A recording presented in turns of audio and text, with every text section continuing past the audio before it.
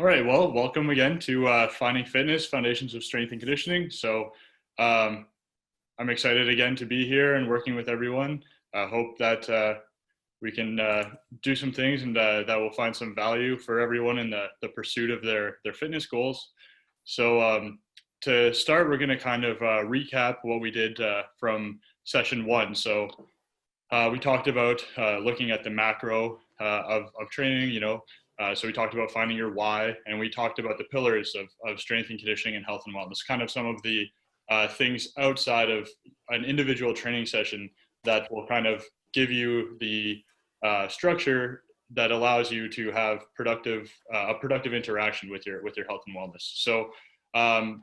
With that being said, today we're going to kind of zoom in more, so to speak, and we're going to look within the training session and look at what you can kind of do to ensure that you're making the most out of the valuable time that you're spending exercise, so that that it is efficient and effective for you.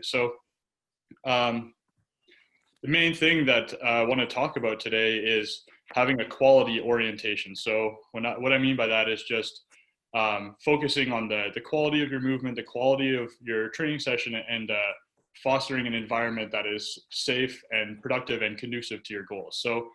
A lot of times when people get started onto a training regimen, they're focused on results, getting stronger, getting faster, losing weight, building muscle, improving their conditioning, those kind of things, which are all very admirable pursuits and definitely worthwhile. With that being said, it's important that you have a solid foundation to work from in order to be able to really pursue those consistently, and effectively over time. With that in mind, making sure that you're performing movement safely through the best range of motion possible, that's kind of the foundation for that. So whether it would be like an injury or really discouraging training sessions, kind of pushing your limits too soon kind of will create a cascade of problems that will ultimately reduce your ability to pursue those goals. So kind of focusing today on having that foundation within the training session to keep that moving forward in a positive manner. The first thing, first do it well, and then you can add the intensity. Then you can add those training variables that kind of begin to ramp things up. So with that in mind, starting number one, warming up, really simple, but something that is missed a lot of times and can really have a benefit to your training session. So preparing the body for a workout is essential to reducing injury risk and ensuring that the body is ready for exertion.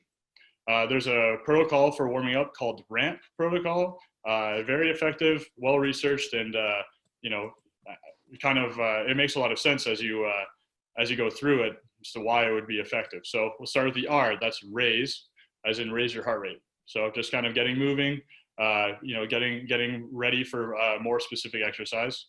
A is activate, activating the relevant muscles that you're going to be using during a workout. For example, if you're going to be doing a primarily lower body or squat focused warm up or squat focused workout, you want to have your hips and your knees and your ankles warm, and the muscles like the quadriceps, the hamstrings, the gluteus, and the calves ready for that effort. Next is mobilize the relevant joints. So like I said, again, the hips, the knees, and the ankles. So you prepare those parts of your body for your exercise.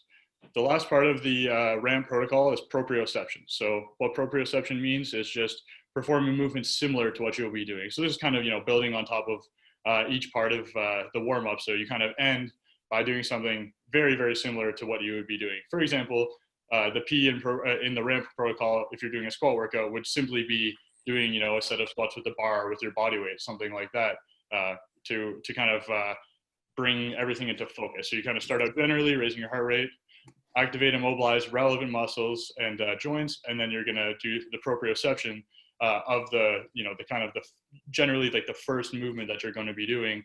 You'll kind of warm up into that. So it kind of carries you through into the start of your actual training session, and gives you a good foundation to start off with. The next thing, we were talking last week about the Pareto principle. 20% of your efforts going to result in 80% of your results. As far as these 6 pillars of having a quality orientation go, this one is probably the most important as far as remaining safe within your training session. So that's back management.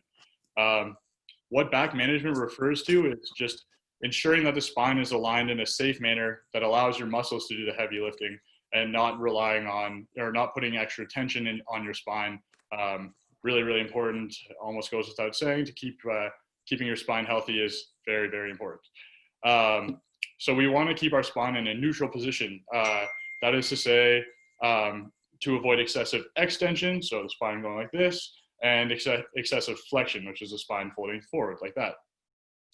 In order to do this, we're looking to keep a straight line between our hips and the top of our head. So your neck is a part of this equation. So, you can have your back nice, but if your neck is like this, you're in a lot of flexion just at the top range of your spine and into your neck. So really, really important, kind of having the hip to the head all in line. And then as an extension of that point, to have a neutral focus with your eyes. So your chin's up, and you're just looking straight ahead.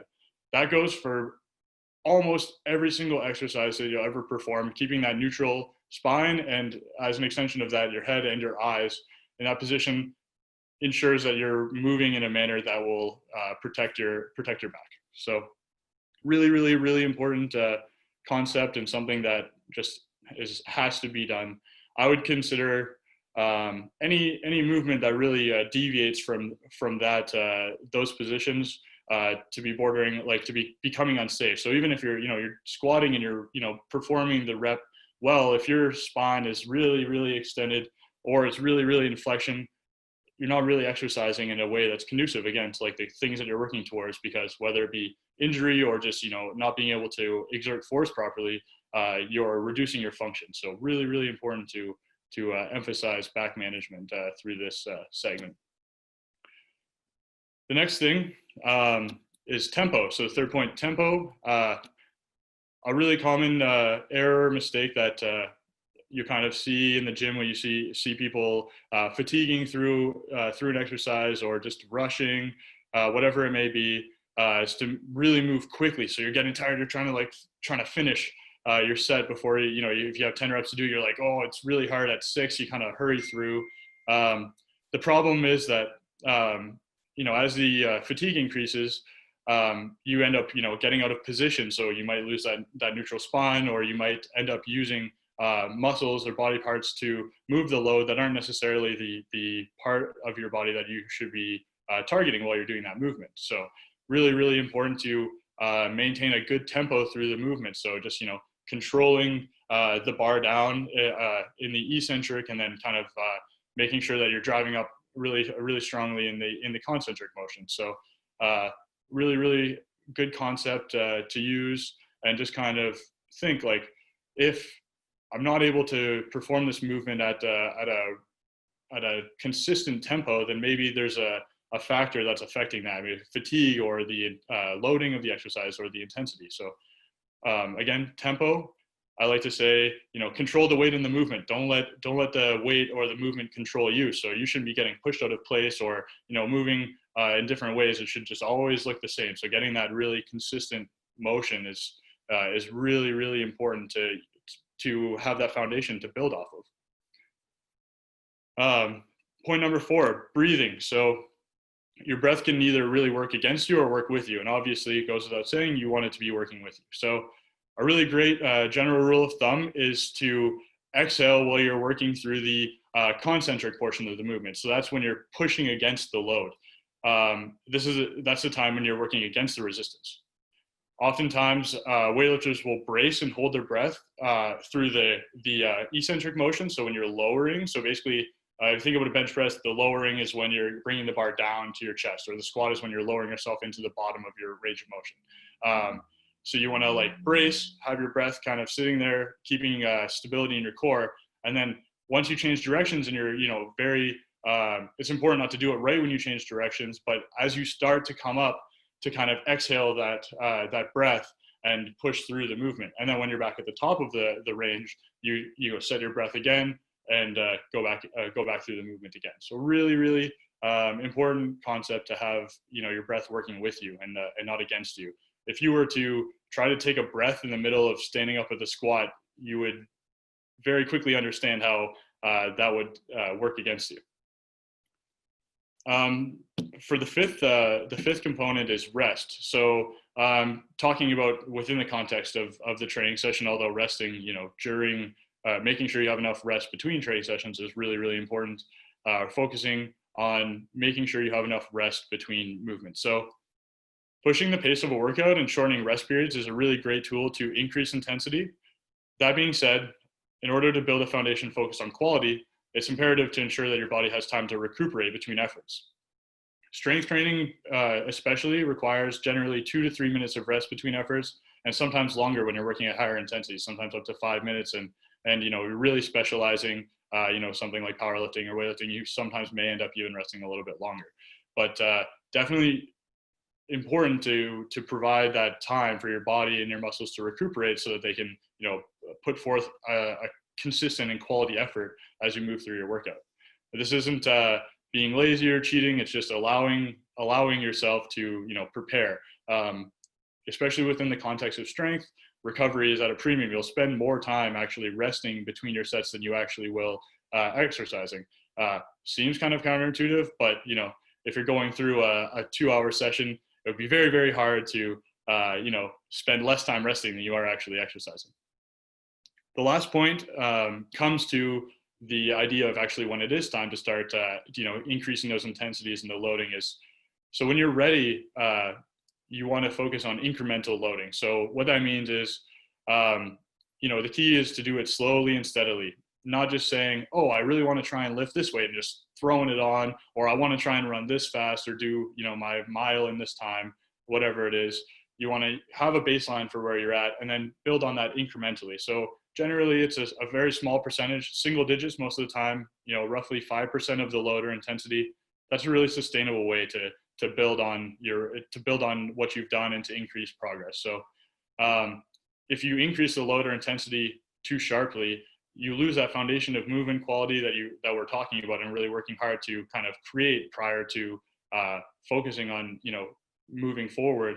And that sets you up for, potential for a risk of injury and just kind of derailing these foundational concepts that we've built on in order to have that foundation. So just to recap, we've got the first thing, making sure you're warming up, using that ramp protocol, raise, activate, mobilize, then propriocept. Second thing, back management, just really important for staying safe and avoiding any injuries. Tempo, so control the weight and the movement. Don't let it control you. Don't get pushed around by the weights or the movements that you're doing. Make sure you're in control, and you do that with your tempo. Breathing, so again, really important just to focus on your breathing and to use your breath to your advantage. Rest, again, ensure that you're ready to go for the next effort. This one thing to realize that the fatigue's catching up to you through the course of the session, but just to really give yourself that time and just to understand that it's okay to rest between your efforts. You're there, you're in the gym, you're making, or you're wherever you are, you're making this effort to improve. Take the time to rest and make sure you're doing it well before you start to tinker with those types of variables. And the last thing, again, incremental loading, just making sure you're not making really big leaps trying to get to a goal. Take your time, slow and steady, and you'll get there, and you'll be better off for it when you do get to that point. So that was the educational component for today. I really hope that combining that kind of macro perspective with this kind of micro intra-session concept, that provides a good kind of foundation to build from to start taking your workouts to the next level. You have all these variables in order, you really have something to, you have a foundation to stand on. You really do. So we can take that and move forward. You're off to a really good start. So before we get into the actual exercise for today, does anyone have any questions, anything they'd like to add, or just any sort of dialogue as far as the educational component for the day? I'll wait to see if anything pops up in the chat. For the folks on live in this session, please feel free to unmute yourself and ask questions or type in the chat and I can ask for you. Logan, I think from my perspective, and I guess it's a fine line, and I don't know if you can answer this in an efficient manner. It probably opens up other questions, but rest is important. I guess too much rest is also a negative, I would think, because your heart rate would go down in that. So it's kind of finding the appropriate amount of time to rest in order to get your muscles at the capacity to take on the same set and of reps. Is that how do you determine that?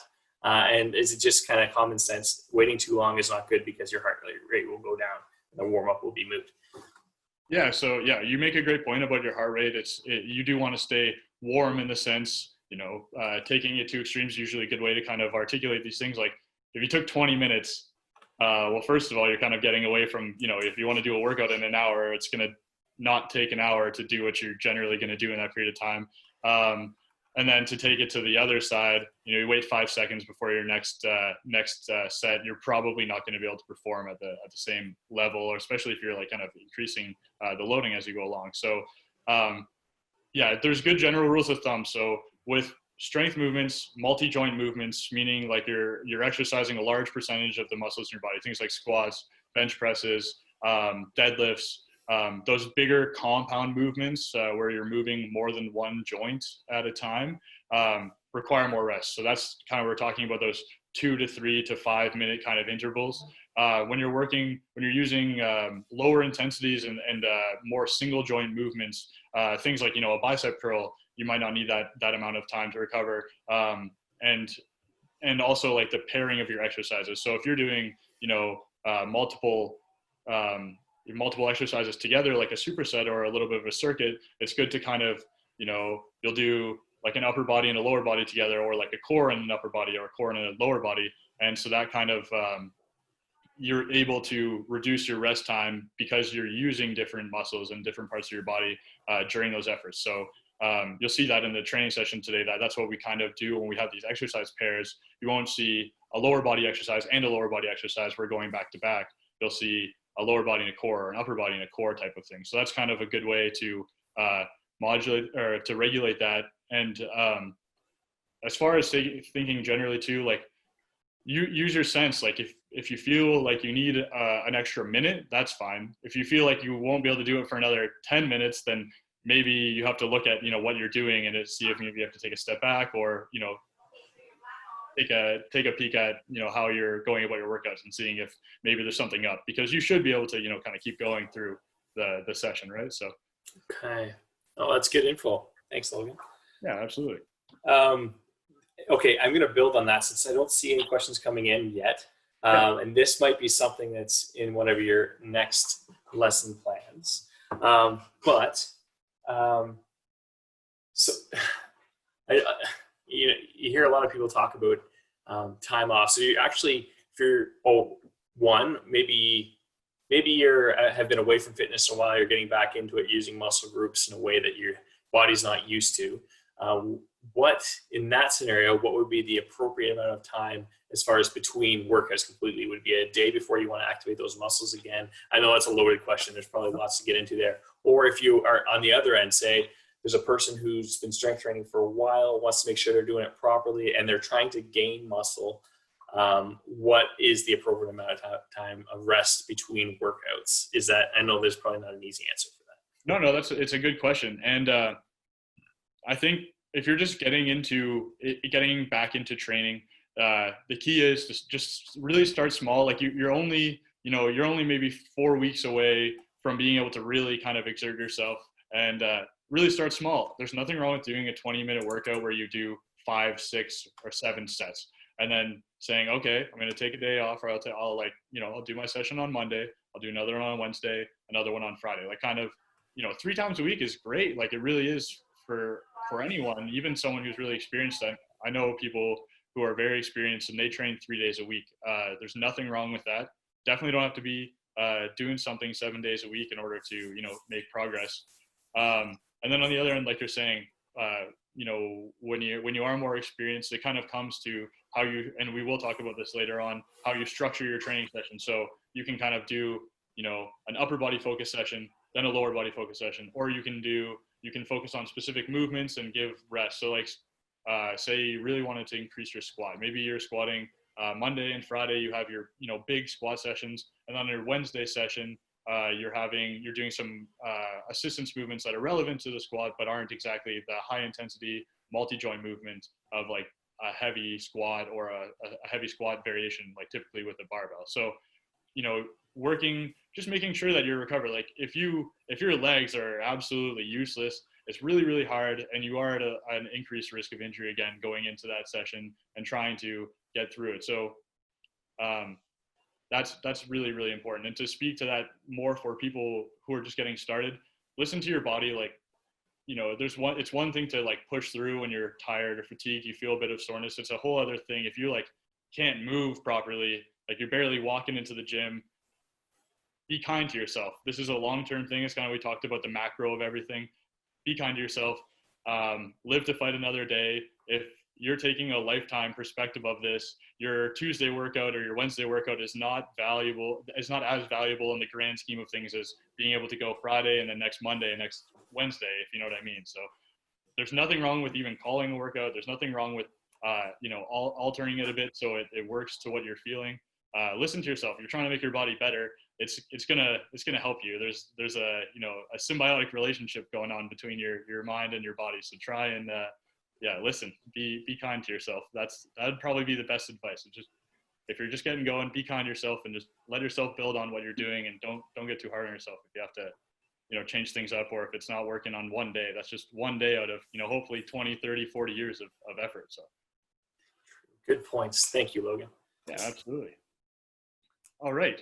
So actually, sorry, McKenna, do you have any questions, or is there anything else before we do get into the session? No, thank you. You've covered a lot of it. Thank you. Awesome. No problem. Yeah, feel free to chime in whenever, even during the session. I'll be sitting down, as I said, taking rests between the sets. So no problem if something pops up. Just you know, speak up. No problem at all. Okay, so give me a second to do my camera adjustments here, and then we're gonna get started. So let's see.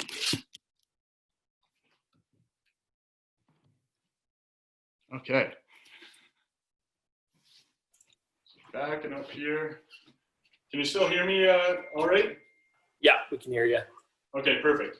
So today, again, we're going to start with the diaphragmatic breathing. So 10 connected breaths. We're looking to breathe in through the nostril, extend the stomach out as much as possible, and then a nice deep breath through the mouth on the exhale. So just like this.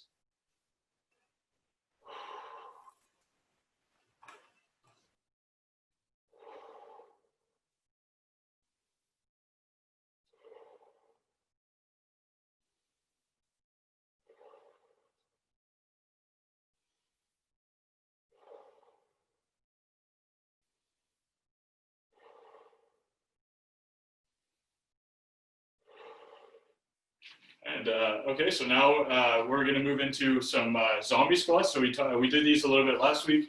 We're going to have our toes pointed out, hands out in front of us, really trying to keep the hand raised above the shoulder. And we're going to squat down as low as we can, making sure we keep our feet flat. So here, we're going to do 8 reps like this. Just as low as you can comfortably go, keeping your feet flat.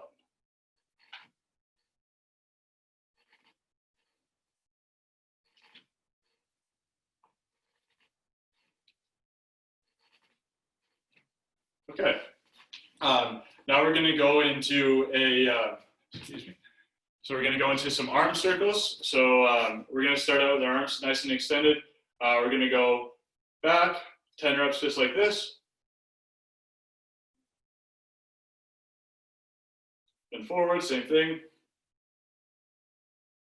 Again, just so even in the warm-up, focusing on the quality of your movement. This really sets the tone for the session. So here, and then we'll go into some exaggerated arm swings.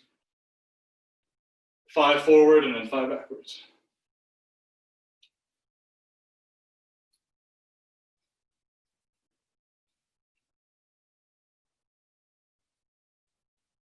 Okay, and then next, we're going to move into a plank hold. So basically, you're going to be in a push-up position, looking for a straight line between your shoulder and your feet.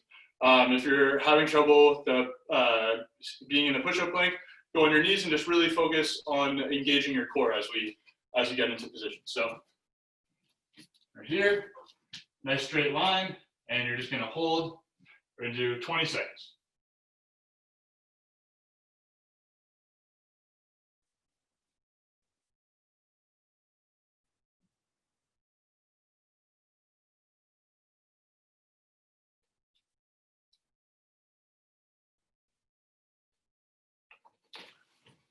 Okay, so take a second before we get into the exercise. So there, I'll take a second to, compare the warm-up that we just did to the ramp protocol. So the diaphragm breathing, not necessarily going to raise your heart rate, but it's good, it sets the tone for breathing well, kind of going into that breathing concept that we talked about. The zombie squat, so a lot of the activate and mobilize things kind of work together. So you're activating a lot of all the lower body muscles. You're also mobilizing the lower body joints, so the ankle, the knee, the hip, the glutes, the hamstrings, the quadriceps, and the calves.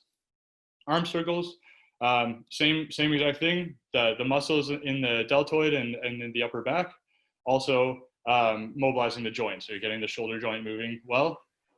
The push-up plank hold, kind of a more simple core stability exercise, sets the tone for engaging the core properly, which almost invariably comes into play as we're going through these sessions. So I think it's a good example of a ramp warm-up, and as you'll see when we go into the training portion of the session, the zombie squats correlate with the potentiation aspect, because we're going to start with an offset squat. So last week we did zombie squats as part of the training session.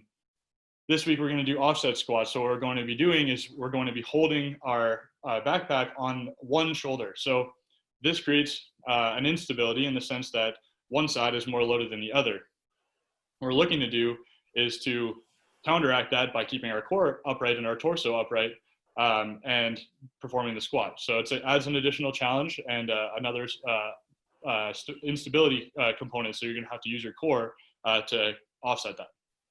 The second exercise we're going to do is a bear crawl hold. So you're on your feet with your knees slightly off the ground and in a hold position. This is just another planking variation, also part of the fundamental movement skill. So just a really good way to, again, get a feel for your core and creating that neutral spine, and just understanding better how you're engaging those muscles. So with that being said, we'll go into the offset squat and bear crawl holds. We're going to do 5 offset squats on each side, and then we're going to hold the bear crawl for 30 seconds.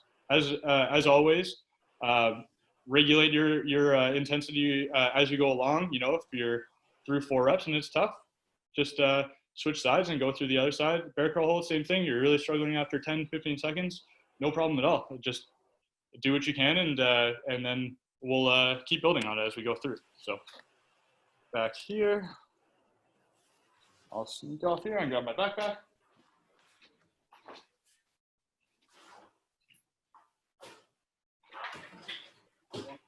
Sorry. So you can see my feet a little bit better. That's good. So your backpack up on the one shoulder, kind of have one hand off to the side, one hand in front, kind of stabilizing it. Nice and high, trying to, again, keep the backpack above your shoulder height. You don't want to kind of sag down as you go. Here, engage the core, sit down.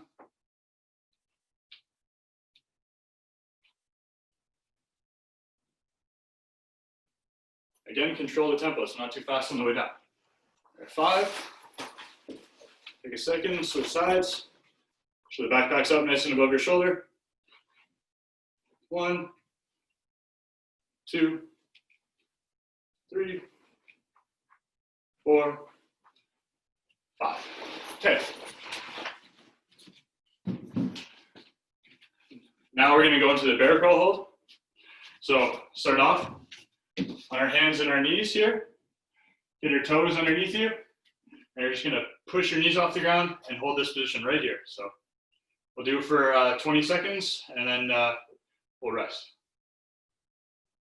Nice and neutral spine. You don't want this or this. So nice and engaged in the core.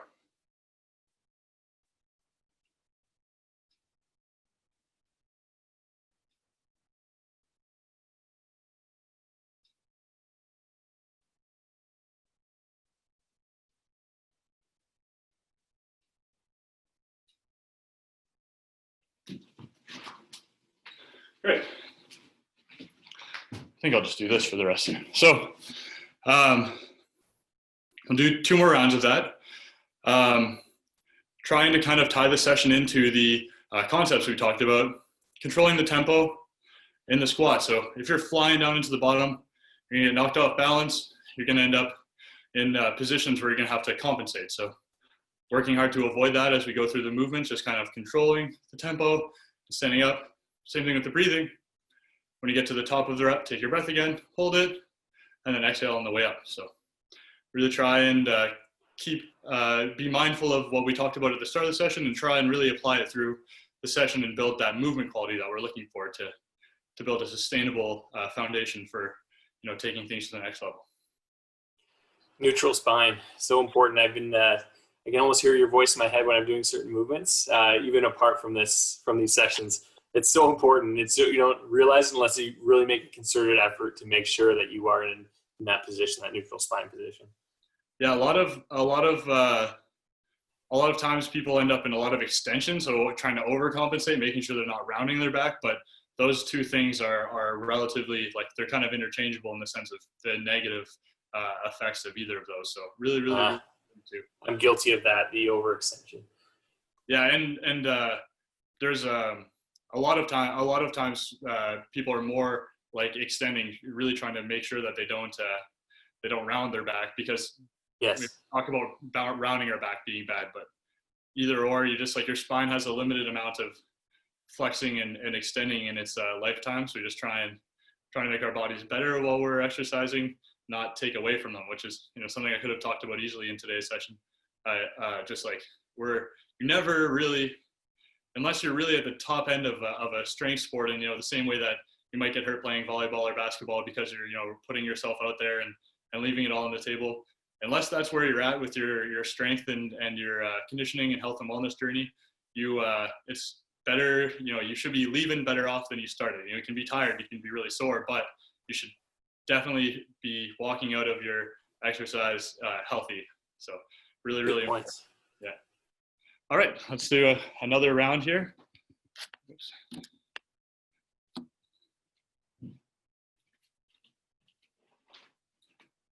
So let's really focus again on the tempo and the breathing here.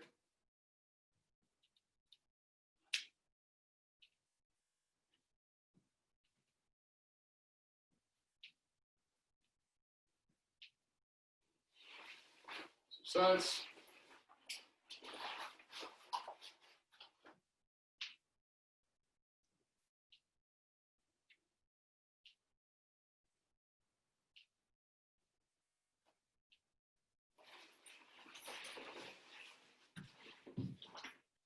And we'll go into the bear crawl hold again. So start on your knees and your hands, and just push up on your toes. Hold that position nice and strong. Shoulders over your hands.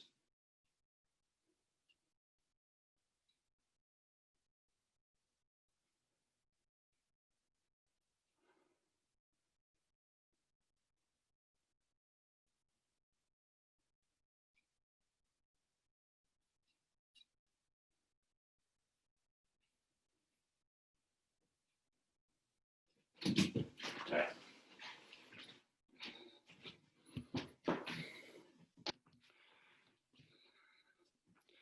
So yeah, and you know, like, even as I'm going through the session today, like, probably you'll end up resting a little bit longer on your 3rd round of the exercise than you will maybe on your 1st. You probably feel a little up to it after the 1st one, and getting started. Might move through it a little faster. Now we're starting to get a little fatigued, so we just, you know, take our time a little bit more. And that's the difference of like a minute to a minute 30 seconds, or a minute 30 to 2 minutes. Not the difference between a minute and 5 minutes type of thing.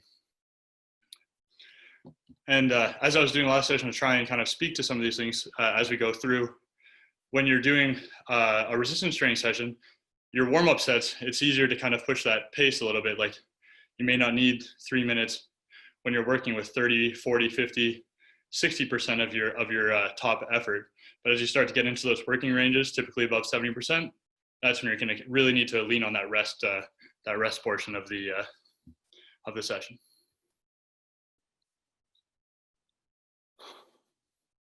Something that I'm guilty of too is not breathing well between sets. So it's good to take the time, not really conducive to it talking between sets, but to take the time to breathe well, use that diaphragm breathing to get that oxygen back into your body and prepare again for the next effort. So I'll take another 30 seconds or so and we'll get into our last set here.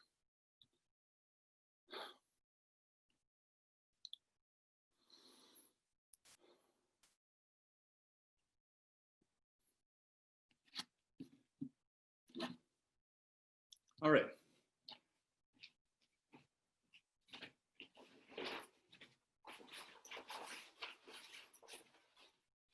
So again, we're going to really try and maintain this quality like through our last sets as we start to get a bit more fatigue. Back up above the shoulder, control the tempo, back up.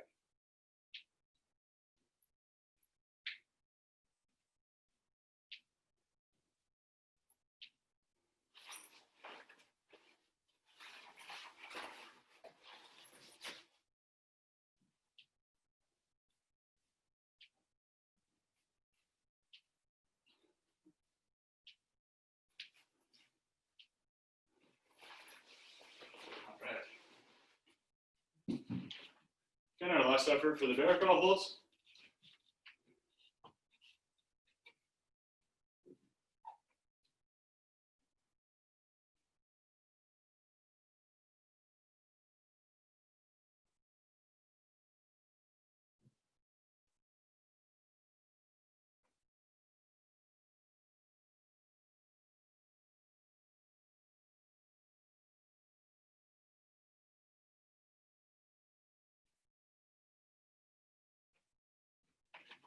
Good.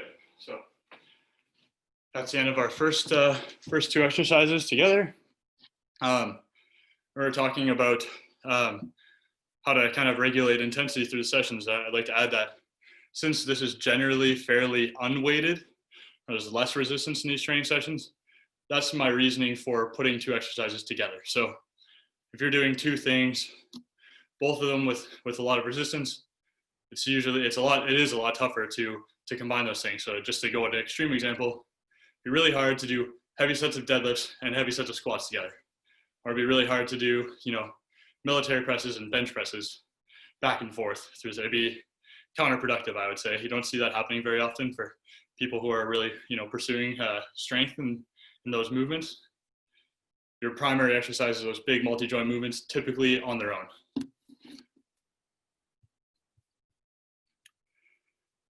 Another aspect too is the sequencing of the training session. So you typically start off with the biggest movement, kind of work your way down towards the smaller single joint movements, or the core exercise typically fall towards the end of your session, because you would like to be fresh and as available as possible in terms of your energy and in terms of your fatigue to perform those larger movements. So the next thing that we're going to do is we're going to do Bulgarian split squats. So we'll need the chair for this one. And we're going to need the water bottle. We're doing an exercise called plank pull through. So for the Bulgarian split squats, you're going to be up one leg on a chair, one leg in front, and you're going to drop your hips up and down. If you're watching this and that might seem out of your skill level at this point in time, just do a regular lunge, the lunge pulse. So you're dropping your hips up and down. So for the Bulgarian split squats, really important to create a wide base. So, you don't want your feet to be like this. You want there to be base in between so that your hips can move up and down. When you're like this, it's like you're walking on a tightrope. There's really nowhere for your hips to go. You're going to be really unstable. Create that wide base, and then you have room to move, and you're going to be more stable. Another thing, keeping your eyes forward, finding a focal point. So, just a spot on the wall, maybe like the molding on the wall or a picture frame, something like that. One small point you can just stare at through the whole set to kind of keep that continuity, and that'll contribute really positively to your balance as you go through the movement. So I'll take my chair here and get set up.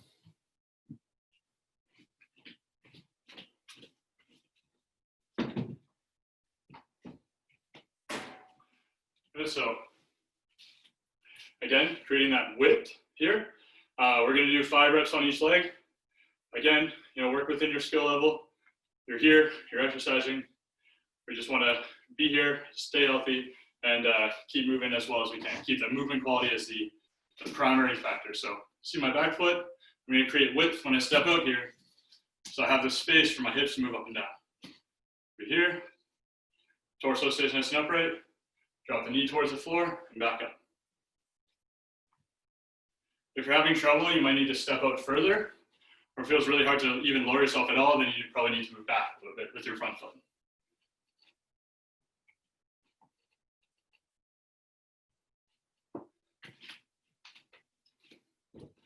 And also, you're always going to have one side that's tougher than the other, usually your non-dominant foot. So you may see me having a bit tougher time on this side.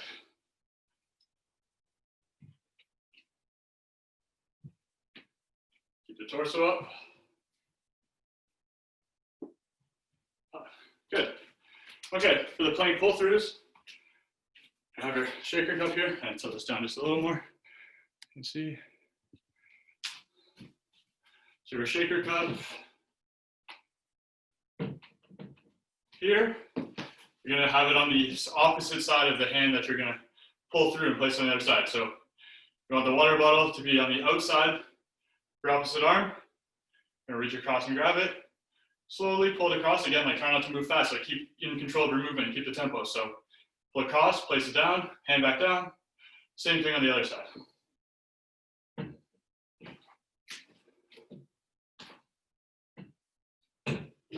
Really try to keep your core straight. You will kind of tip to the sides, but really fight against this.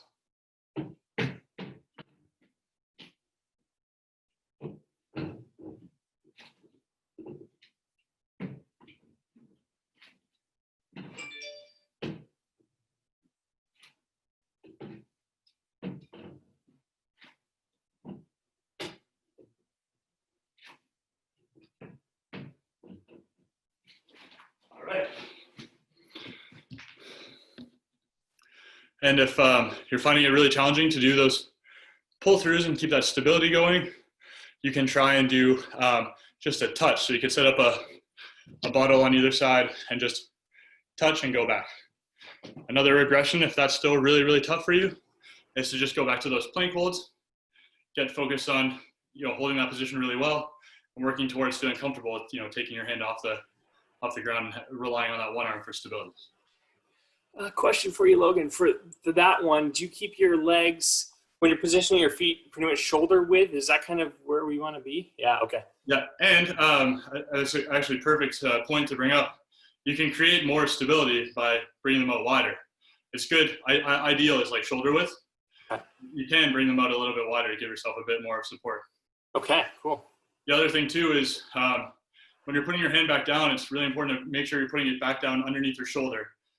When you start to get tired, you're kind of putting your hand back down wherever, that's going to lead to more instability for your next rep. So really keeping that consistent will make sure that you can move through the sets well. Okay.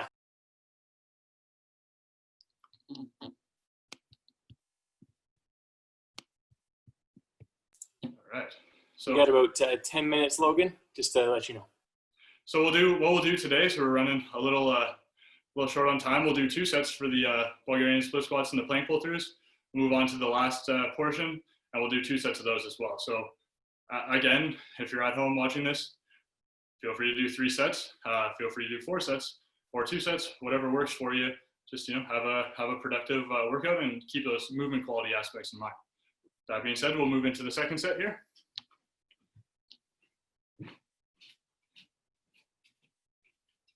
Okay, create that width. Up here. Hip square. Down and back up. 5 on each side.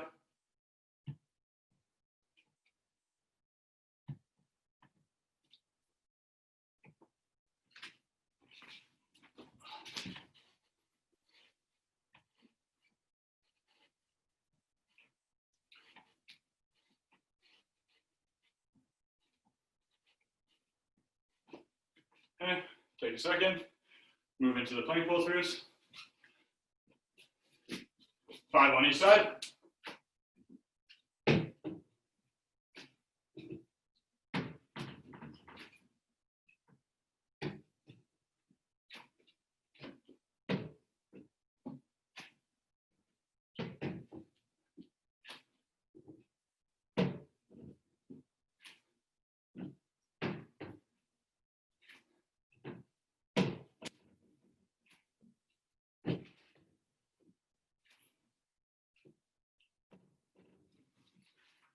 All right. So, yeah, really, really important to keep those things that we've been talking about at the start of the session in mind. So, that nice neutral spine, keeping your balance, keeping your tempo, breathing well through the movement. It all adds up to give you, get more out of your training session. We use the water bottle again. You can do it if you have two, both arms at the same time. We're going to do it today with just one on each side. So we're going to do a lateral raise and a front raise with the water bottle. And then with that, we're going to do V-sits. So we're going to take the water bottle, touch it to this side, touch it to this side. So again, like we were talking about, these are smaller single joint movements. So you can take less rest doing these. So no problem to take only a minute between a lateral raise, because you're only really working these muscles in your shoulders, some stabilizing in your upper back. So we'll jump right into those. Let's back up.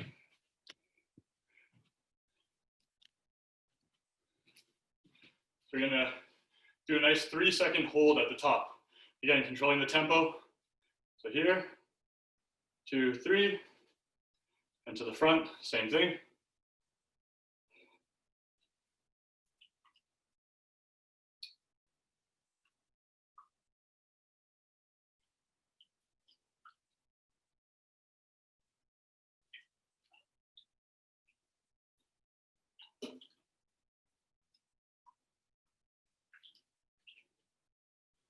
We'll do 6 of each, sorry.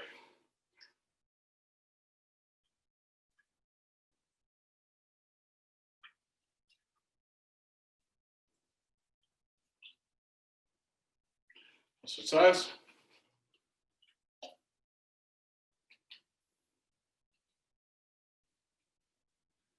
If you've been drinking through your water bottle the whole time, probably be a little bit easier.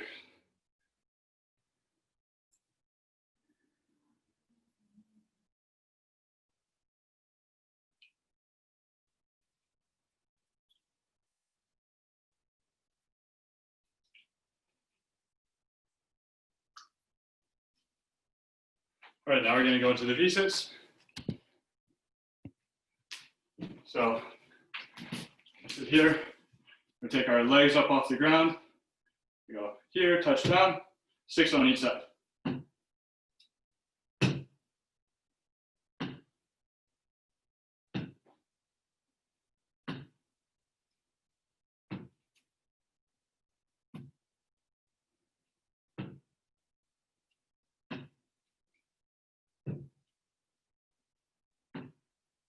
Good. Again, trying to talk about variations. If you're limited in any of these movements for the V-sits, you can place your feet on the ground and still do the same movement, just getting that twist, that transverse movement while you're doing the motion. So we're gonna do one more set of those each, and then we're just gonna work through a quick cool down, and that'll be our session for the day.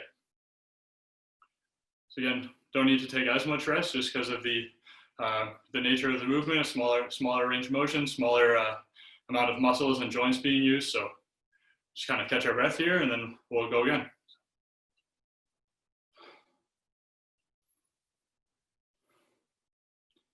All right.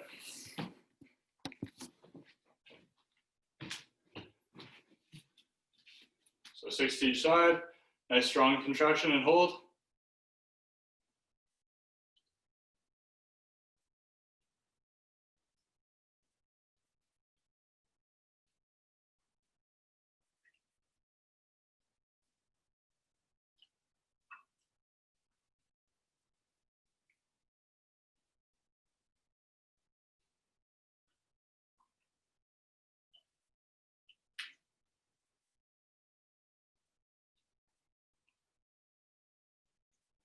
Same thing on the other side.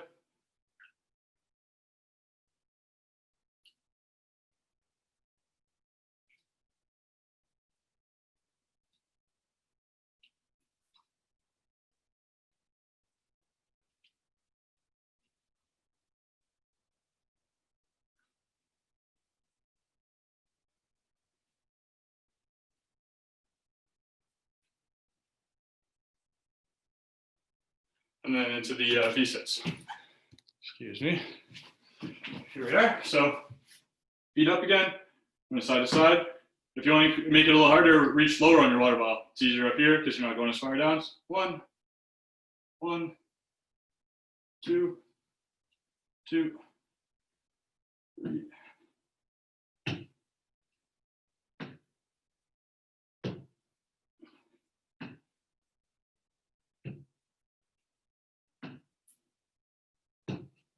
All right. So that's the end of our training session. Now we're going to go into our cool down. So the idea here is just trying to give some of the areas that we worked for the day, just to, give them a little bit of a stretch, and just to also to lower our heart rate back down to kind of get back into the rest of our, our daily routine. So we'll start off with a lat stretch. So take your arm here, pull this across your body, and then you're going to kind of pull back against it, kind of shifting your weight back towards the side you're stretching. Get that tension in here. We're going to hold about 20 seconds. We're going to switch sides.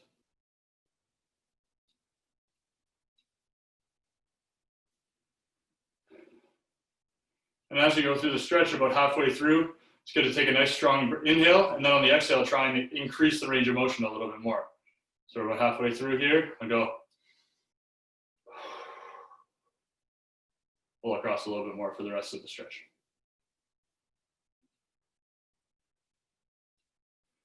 Okay, and then the last part of the session today, we're going to do what's called Spider-Man stretch. So we're going to get into our planking position, and we're going to bring our one foot up to the front beside our hand, hold it there, and we're going to switch back and do the other one. So a little bit similar to the mountain climber exercise, but we're just doing the stretch. We're putting our foot on the ground here. So this way. So here, turn this foot forward, stretch, kind of try and drop your knee down to the ground and push your hip back. Again, keep in the usual spine. Hold here for about 20 seconds. We'll take that breath and try and sink a little bit lower.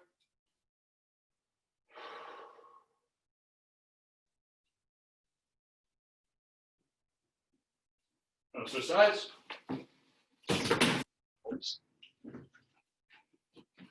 There, we're here.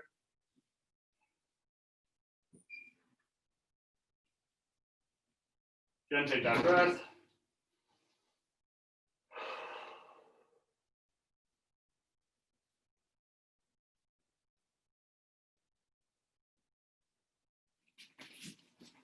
Okay.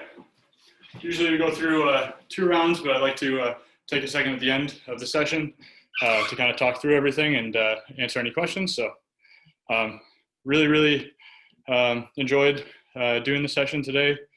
I hope that there's some good takeaways from everyone participating and watching this after the fact.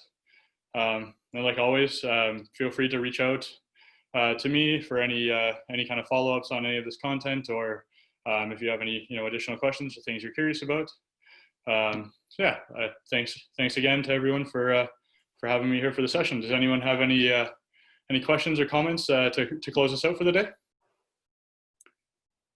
That was a good session, Logan. I managed to do as much as I could with my bum knee right now, but enjoyed it once again, and thank you for your gentle approach and really breaking things down. It's really beneficial.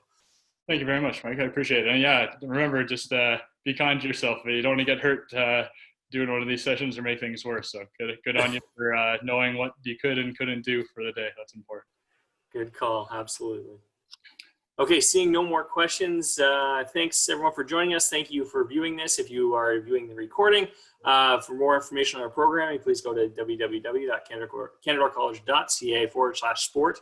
If you have any feedback for me, please email me at michael.haynes@canadacollege.ca. Look forward to hearing from you. Thanks again, Logan. Thank you. Take care. See everyone next week.